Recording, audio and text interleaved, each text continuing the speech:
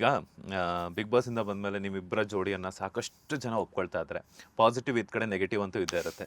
So negative comment ಮಾಡುವಂಥವ್ರಿಗೆ ನಿಮ್ಮಿಬ್ಬರ answer ಏನು ಅಂತ ಚೆನ್ನಾಗಿರಿ. ಅಷ್ಟೇ. ನೆಗೆಟಿವ್ ಕಮೆಂಟ್ ಮಾಡ್ಕೊಂಡು ನೋಡ್ಕೊಂಡು ಓ ವಾವ್ ನಾನ್ ಮಾಡ್ಬಿಟ್ಟೆ ಇವತ್ತು ನೆಗೆಟಿವ್ ಕಮೆಂಟ್ ಅಂತ ಖುಷಿ ಪಡ್ತಿರಲ್ಲ, ನೀವು ನಿಮಗ್ ನಾವು ಖುಷಿ ಪಡಿಸಿದೀವಿ ಅಂತ ಯೋಚನೆ ಮಾಡಕ್ ನಮ್ಗೆ ಖುಷಿ ಕೆಲಸ ಆಗುತ್ತೆ. ಕೊಟ್ಟಿದೀವಿ ಅಂತ. ಕೆಲಸ ಕೊಟ್ಟಿದೀವಿ.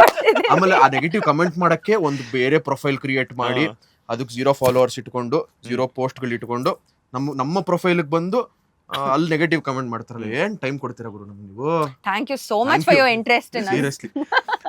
ಆ ಟೈಮ್ ನಮ್ಗಳಿಗೆ ಒಂದು 5 ನಿಮಿಷ ಸಿಕ್ಕಿದ್ರೆ ಹಿಂಗ್ ಮನಿಕೊಂಬೇಡ ಅಂತ ಅನ್ಸುತ್ತೆ. ಅವ್ರ ಮೇಲೆ ಅವರೇ ಕೊಟ್ಕೊಳ್ಳಿ ಟೈಮ್ನ, 5 ನಿಮಿಷ ಅವರೇ ಕೊಟ್ಕೊಳ್ಳಿ ಟೈಮ್ನ, ನಮಗ್ ಕೊಡ್ತಾ ಇದಾರಲ್ಲ time. We are so fortunate about that. ಅಲ್ಲ, ಇನ್ನೊಬ್ರು ಯಾರೋ ಕಮೆಂಟ್ ಮಾಡಿದ್ರು ನಮ್ ಪೋಸ್ಟ್ ಮೇಲೆ, ಇವ್ರದೆಲ್ಲ 1 ವರ್ಷ ಟೈಮ್ ಅಷ್ಟೇ ಅಂತ. ಅವರು ಗುರುಜಿ ಎಲ್ಲ ಆಗ್ಬಿಟ್ಟಿದ್ದಾರೆ, ಅಂದ್ರೆ ಆಲ್ರೆಡಿ ಪ್ರಿಡಿಕ್ಷನ್ ಕೊಡ್ತಾ ಇದಾರೆ ನಮ್ ಫ್ಯೂಚರ್ ಬಗ್ಗೆ ಅವರೇನೆ. 1 ವರ್ಷ ಟೈಮ್. ನಾನು ಅದಕ್ಕೆ ಕಾಮೆಂಟ್ ಹಾಕಿದ್ದೆ, ಓ ನ್ಯೂ ಗುರುಜಿ ಇನ್ ಟೌನ್ ಅಂತ.